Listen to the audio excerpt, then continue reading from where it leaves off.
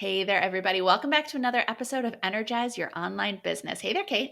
Hello, hello. Hello, Kate. Okay, here is the topic that we're going to dig into today. And I'm going to be totally honest with you when I say that this is one that I struggle with as a business owner. And I think, Kate, you do the same. When is enough enough? As in, when do you know that you've done everything that you can do? When do you hit the Never. end? Yeah, exactly. When do you Never. hit the end of your to-do list when there is no end to your to-do list?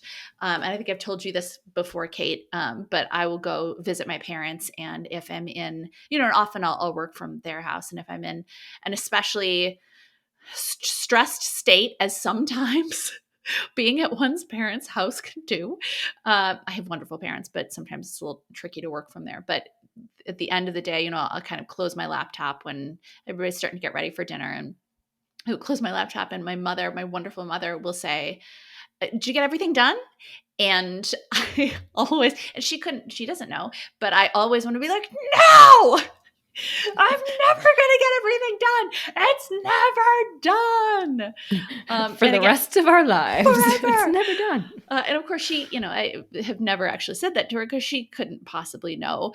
But it is something that I have struggled with, and I'm certainly working through the concept of, when am I done? When do I get to be done with the workday? When is enough enough?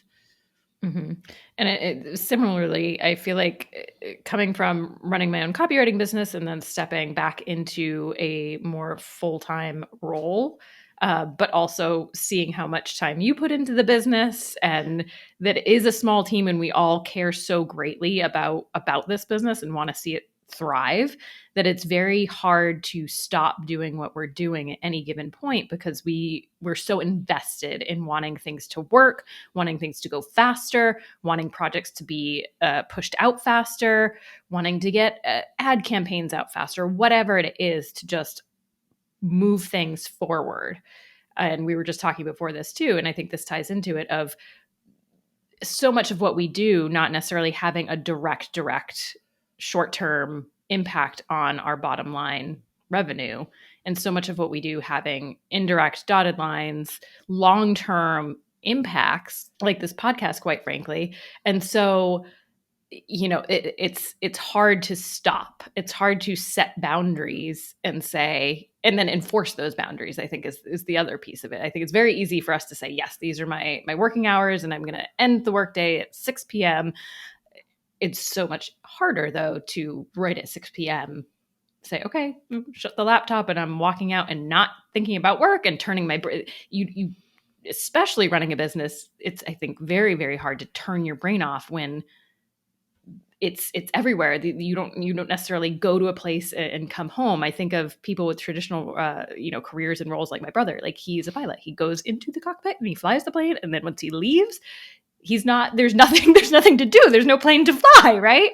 And so I think it's just a very different mindset for what we do, that the business is always flying, it's always operating. So there's always something that we could possibly be thinking about or doing or working on. Yeah, exactly. Well, and it even, I'm sure some people are thinking like, well, okay, so you've told us that your businesses sell on autopilot. All of your businesses run on the circuit sales system, including the circuit sales system. And so sales happen automatically. Absolutely true. Mm-hmm. Absolutely. But what that does is that frees us up with more time to come up with additional ideas, stuff to do for student events that we could do, podcast episodes we could record, special new enhancements to each circuit for each brand. And there's just part of the fun of owning a business, of working in a business in which you are strongly invested, is that you get to come up with all kinds of ideas and you get to make those ideas happen. But I think part of the tricky thing is there's not going to be, unless you hit a brick wall, unless you burn out, there's not going to be an end to those ideas. There's always going to be something more that you could do, and maybe even more that you quote unquote should do to reach your goals and to advance the business and to keep making strides and keep making bigger strides. And this kind of gets into that concept of the goalpost, right? Mm-hmm. Yeah, it's so easy to move the goalposts and to say, okay, I hit this. I'm not even going to take time to stop and recognize that I hit my goal. And now I'm just pushing it out further. And okay, we hit this number. So let's push it out further, and always moving it so that it feels, and especially if you're not taking time to celebrate it along the way, it just feels like a never ending impossible. It's always in front versus, okay, we actually achieved that. Do we need to move this goalpost, or do we need an entirely different goalpost to work towards? Yeah, absolutely. It's something that I struggle with, something that our students struggle with, that concept of just always moving forward. If I'm not making strides forward, then I'm falling behind, even though we're all on our own timeline, which gets into the comparison trap of, am I keeping up? Should I be doing better? Should I be moving faster? Should the business be doing better? Should the business be moving faster? I'm ahead of them, but I'm not ahead of them.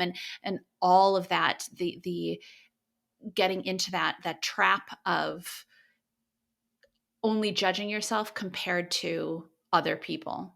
It's so easy to see what someone else is doing and then think, oh, I should be doing that too. Why aren't we doing that? And then you're adding on top of your own ideas and things that you either know will work for your business and want to keep doing for the business, or things you want to try for the business because you think it would work for your audience or whatever it is. Then you have these additional ideas coming in to say, oh, they're doing that, so I need to be doing that, right? Mm-hmm. Just like the whole concept of live launching that we've talked about before. Oh, everyone's doing it, so I have to do it, right? I have to be doing this. And if I'm not doing it, that means I'm not serving my business to the best of my ability, when that's not necessarily true. Yeah. Yeah, exactly. And then similarly, I have really realized over the past couple of weeks that another issue that I get into, another kind of pitfall that I find myself in. Can you find yourself in a pitfall?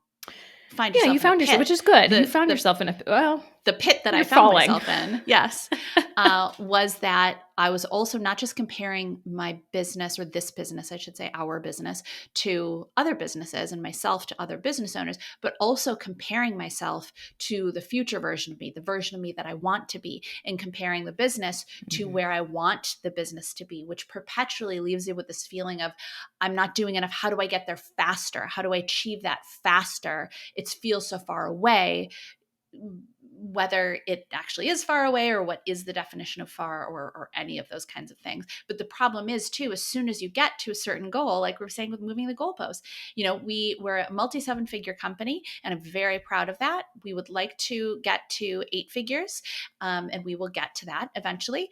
But what will likely happen, unless we are very careful, and we will be, and very strategic in our thinking, is that it would be very tempting. Maybe that's a better way to say it. It would be very tempting to get to 8 figures and then go, okay, well, now we have to get to multiple 8 figures, and now we have to get to 9. Oh God. But just always wanting more, and not being satisfied with where you are, and not being satisfied with what you've done in a day, and just not accepting the current moment and accepting what you have been able to accomplish in a given day or a given week. Mm-hmm. And I think one of the things that's helped our team focus, I think, on what is enough. And again, we all, I think, continue to work on it, but setting quarterly goals for our team. Caitlin, our operations manager, when she came in, was very helpful in saying, okay, what are the team, what are we working on as a team and as a group? What are the most important things that are going to impact our business that we want to work on each quarter? And as we've gone on, frankly, over the past year and a half or so, those quarterly goals, we used to have way too many quarterly goals for our team, because again, we felt like we can do all of this, which we could, and we did, certainly, but it became quite clear that we were all just running at a pace that was way too unsustainable, and again was we weren't having that moment of we're doing more than enough. And so I think we've gotten to a place where we have, 1, 2, maybe 3 max, really, really prioritize goals, honed in on everything else. It's there. We can work on it. We know we can work on it. It's not going anywhere. Yeah. But it gives us time to focus on what is going to have the biggest impact first. And quite frankly, some of the goals that we put in our parking lot, we look back later, and because we didn't run on them right away, we think, actually, these aren't important. These aren't a priority anymore. These aren't going to move the business forward in a way that we want to go. And so it does give time for ideas to kind of sit before it's just, let's do it, done. It gives it time to actually think it through and be a little more strategic with the projects that we're choosing to work on. Yeah, exactly. And because of that crazy quarter, 2 quarters, half a year, maybe all of last year, we decided that going into this year, we wanted the focus to be on more on simplicity, and if we had the opportunity, a little bit of ease here and there. But we have the habits from last year of running. And you and I know, the team and I know, that one of the things that I am leaning into more is taking vacation time, is taking half days. We've built a company that frankly any one of us can step away from for vacation time, and that's wonderful, and that's part of the way that we sell, being that automated, and part of that being that we have fantastic systems built into our business. Our operations are very smooth, and a lot of them kind of run.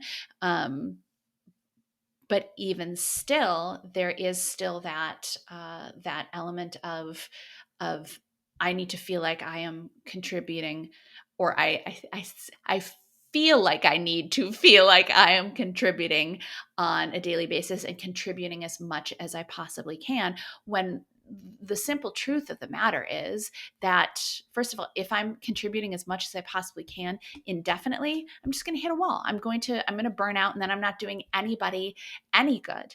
And I also didn't build a business, and none of us built a business to give ourselves a job, right? Almost all of us built a business, yes, because we wanted to create some positive change in the world, but also because we wanted more freedom. We didn't want to just go in and work for somebody else and do what somebody else tells us to do and be on somebody else's schedule. And so I think, especially as we're building our businesses and we build our teams, we have 13 people on our team now, which is amazing. And I'm grateful for every single one of them.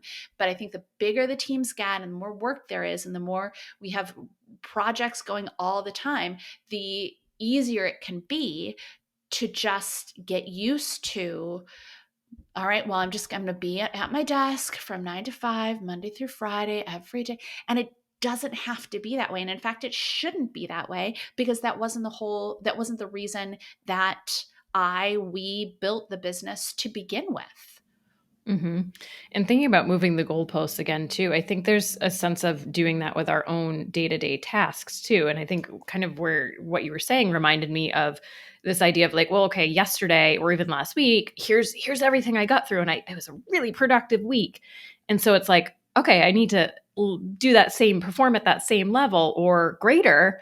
Otherwise, I've had a quote unquote bad week because I didn't achieve as much as I did last week or yesterday or whatever it was. When the reality is that's not everything we do is equal in terms of impact, and some things just need to get done and maybe aren't going to have the greatest impact, but just need to happen.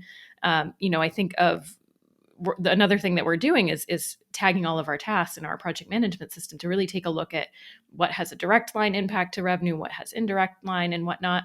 And inevitably, serving our current students doesn't have necessarily it has a lot of what we do. It has no revenue impact. They've purchased our programs. Yes. Is there trust and loyalty built for any future programs we might sell them? Absolutely. But there's just stuff we need to do to serve them. Mm-hmm. And that's not any less important than getting new people into our program. But it can definitely feel certain days like, I didn't do anything to grow the business. Mm-hmm. But that's okay, because that stuff was important and needed to get done. And so I think there's that mindset shift. And again, the goalposts, kind of eliminating the goalposts to compare ourselves to say, I did what I needed to do. And that's good. That is enough. That is enough. Yeah. I think that that's the challenge of having a team of high achievers and having a team of A players, which I would consider to be one and the same. It doesn't someone doesn't necessarily have to be. I think of someone who is a high achiever as being someone who wants to do their job to the best of their ability. And I think that I know that our whole team is full of A players, is full of high achievers. And the tricky thing can be is, as a high achiever, you want to get everything that you can get done. And you get a thrill out of crossing things off your to-do list and getting through it. And I got through this many tasks last week, I want to get through more tasks this week. Mm-hmm. Oh, and then I want to get through more tasks the week after, and I didn't get through that task, then I didn't do a good job, and I'm letting myself down. And that's kind of the chronic challenge of being the high achiever, is being satisfied with good and not necessarily great every single day or every single week. Yeah, I think we talk about that a lot, especially with things like social media. And we want to put out great content for our audiences, but at the same time, if we're spending hours and hours and hours perfecting one piece of content, it's not necessarily the best use of our time. And so, but again, balancing that perfectionism of like, we want this to look a certain way with, you know what, this does its job. It's going to tell the audience what they need to know, and it's going to communicate effectively. And could we make the copy better next time, or make the design better next time, or whatever it is, maybe. But knowing that, you know what, this is what it hits on, what it needs to do, Mm-hmm. that's also enough. That it doesn't have to be A+, that B+ is actually quite good. It's, for us, I think that's a hard thing to accept. Be like, B+, really? That's a B, that's not an A. Right? Like, I'm an A student, but as long as it is valuable to the people who consume it, we've done our jobs. We've done our job. Yeah. Yeah, exactly. And I think that to establish what is enough and to be comfortable with what is enough has to come from enforcing some habits, and maybe even some things that are uncomfortable. I live alone, so it used to be very easy for me I would finish work, maybe close my laptop at 5:30 or 6, have some dinner, sit down to watch Netflix or something if I'm not going out with friends that night, but sit down to watch Netflix, and then be like, well, I'm watching Netflix. Oh, you know what? Let me just open it up and see if there are any emails I need to answer. Oh, I also wanted to do this. So it was very easy to let that time bleed. And then the same thing on oh, I'm going to relax. Oh, but you know what? If I just do this now, I used to be notorious for this, and I worked very hard not to do this as much. But on the weekends, being like, well, if I just do this stuff now, then I'll be ahead for the next week. Except, guys, as you'll recall, there is no getting ahead, because anything that you do is just going to backfill with other projects. It's your schedule is a vacuum, and it's always going to get filled with something unless you make that vacuum smaller, which is another something to talk about. But you have to build in those parameters, and they have to be parameters that you're comfortable with. If you like to work in the evening, you genuinely like to do it, and it doesn't burn you out, then okay, great. But make sure that if you have the luxury to do so. I understand that a lot of people have significant others and kids. But if you want to work in the evenings, or if you want to work in the weekends, okay. But then just make sure that there's other time that you're not working. That's another thing. We didn't start a business so that it would become our entire lives. Now, don't get me wrong. I love this business. I love working. However, if you do anything all the time, it's going to burn you out. You need time away from whatever it is that you're doing, whether it be work or a hobby or parenting or anything along those lines. You need a break. Mm-hmm. Yeah, another one of the limits we kind of imposed on our team that I think was really helpful was setting time limits for the amount of time we schedule in each other's days. So, or I shouldn't say each other's days, but the amount of project time that they're Mhm. blocking off. And so Yeah. it's not, we don't have 8 hours a day to book with stuff. And so setting the limit on, and I forget what the limit Caitlin uses for us, but it's quite low. I think it's like 4 hours, maybe 3, Mhm. 4. But then obviously we're doing work the rest of that time. It's just we have the ability to flex things. We have the ability to, stuff comes up. And that's the other thing I feel like we often don't account for, is that, like, yes, you can go with the best intentions of a day of here's what I need to get done, but someone emails or something comes up, there's a fire to put out, there's just inevitably stuff happens. And so having space in your schedule for that stuff to happen without feeling like, and now I'm behind because I didn't build in that flex space, it's just a perpetually terrible feeling. And then, of course, you don't feel like you did enough because you didn't get through your to-do list, because you set a to-do list that was impossible to get through in the first place. Yeah. And I will tell you that I spent a lot of years trying to figure out how to be perfectly efficient between for like every hour of the day, or at least 9 to 5, 9 to 6. Be like, well, all these other entrepreneurs are saying they wake up at 6 a.m. and they work until 9 p.m. and they're amazing the whole time. And I tried everything. Truly, I tried supplements, I tried 20-minute naps, I tried midday meditation, I tried getting up and dancing for 5 minutes to try to get it. Just the way that humans work is that there is a natural dip at some point in the day in your energy.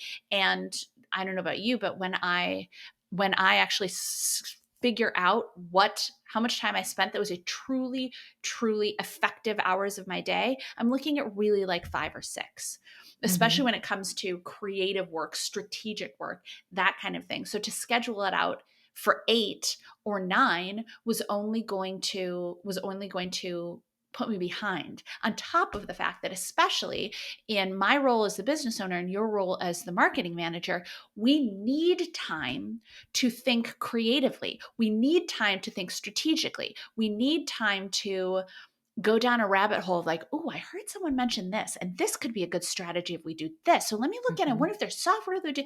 We need time to do that. Otherwise, we're just perpetually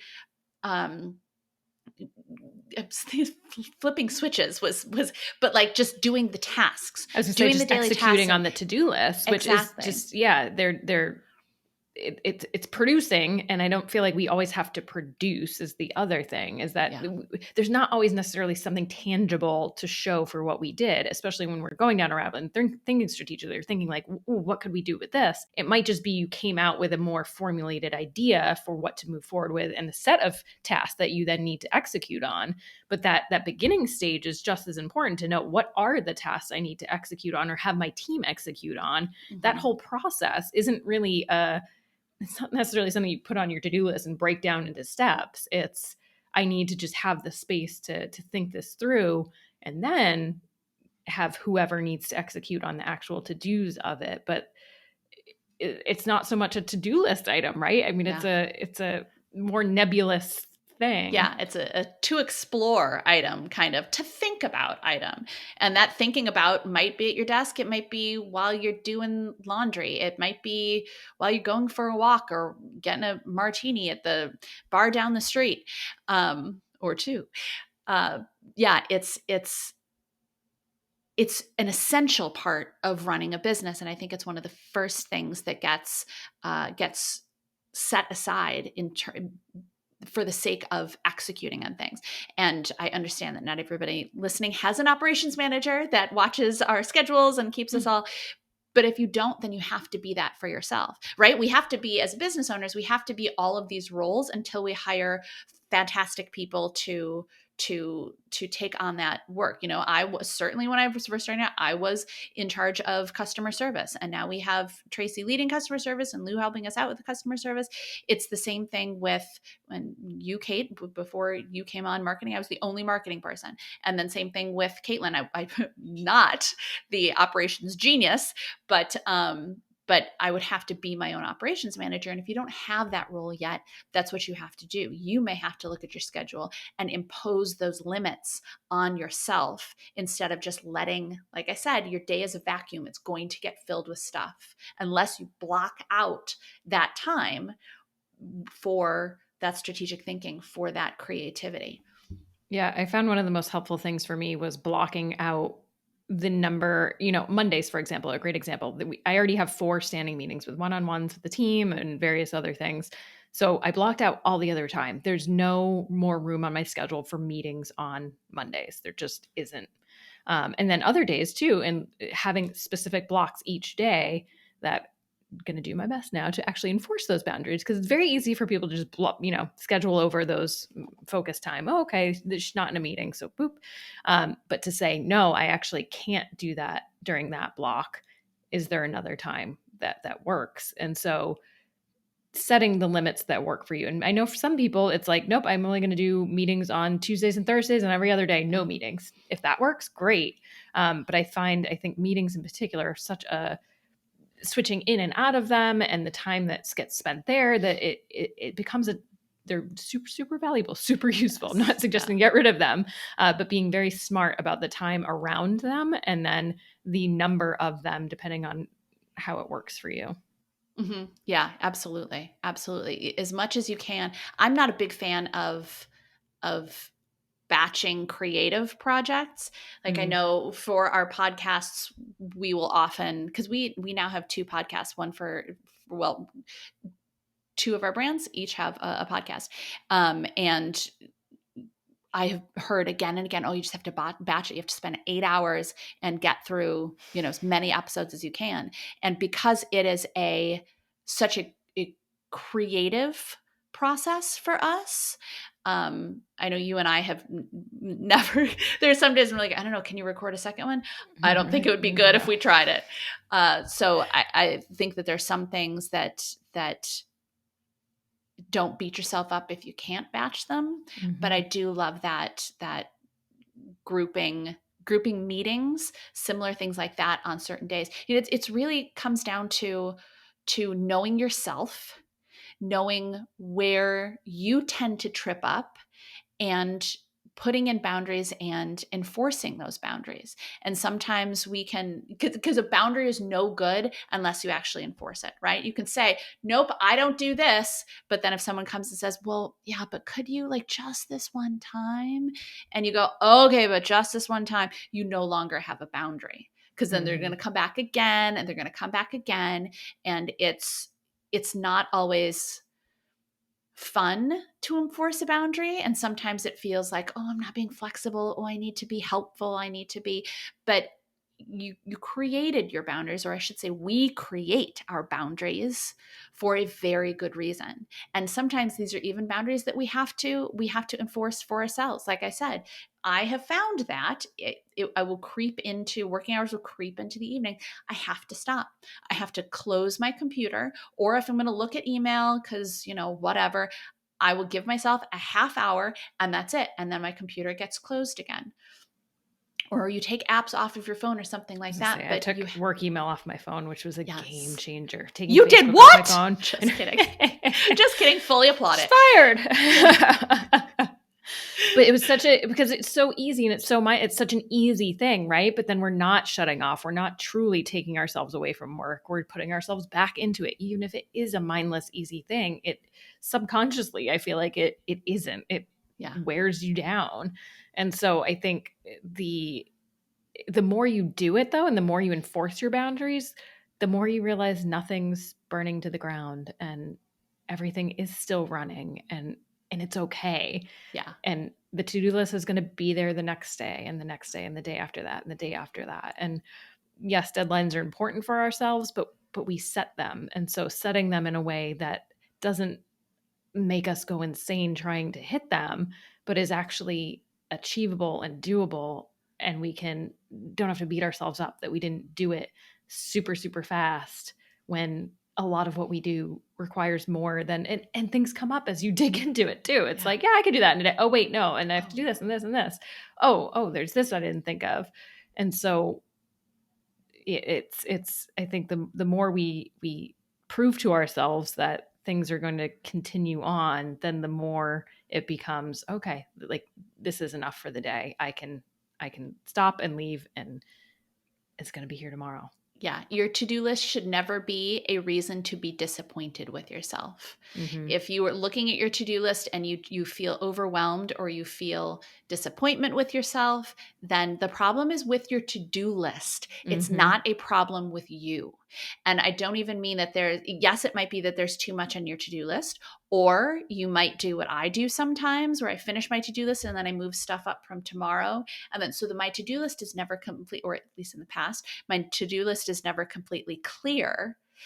Give yourself that opportunity to finish what's there and accept that you have finished what you're supposed to do for the day. That is enough. And also, sometimes there are going to be times when you can't get through everything in the day because things come up, because you realize something's more complicated than you thought it was, or any number of things.